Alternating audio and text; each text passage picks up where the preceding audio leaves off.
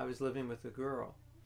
And that contributed to me becoming a devotee in terms of the experience of that experience kind of fulfilling a certain need, but also causing a lot of unhappiness and frustration. So I looked at that and said, well, this was necessary because now I'm going to practice celibacy.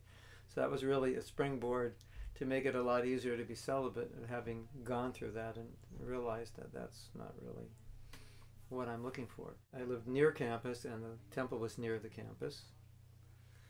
So I was living maybe a half mile, quarter mile from the temple. I grew up in Los Angeles, about 3/4 of a mile from the temple, where their first temple was. And I used to see devotees walking in my neighborhood. So I was kind of surrounded by devotees, you know, and we'd go to Hollywood, and there'd be, you know, that's where we'd go when we were young.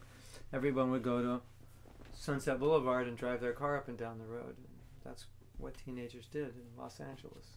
You know, and as I said, we saw the devotees. So then there's the Bhagavad Gita class. That was kind of convenient.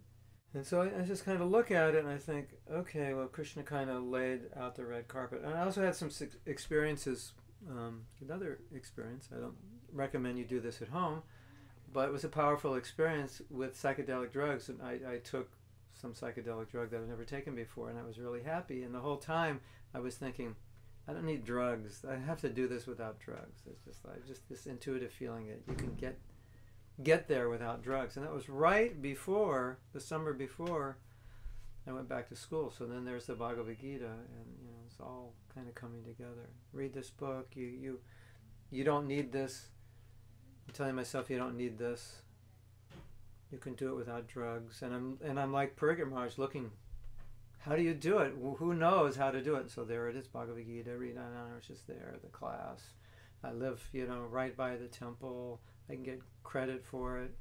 So then I sat and listened to, you're not the body or spirit soul, you're eternal servant of Krishna, and you're suffering, you'll never be happy. I listened to that three days a week, yeah, for 10 weeks. And about the 7th or 8th week, I started to realize that I wasn't happy.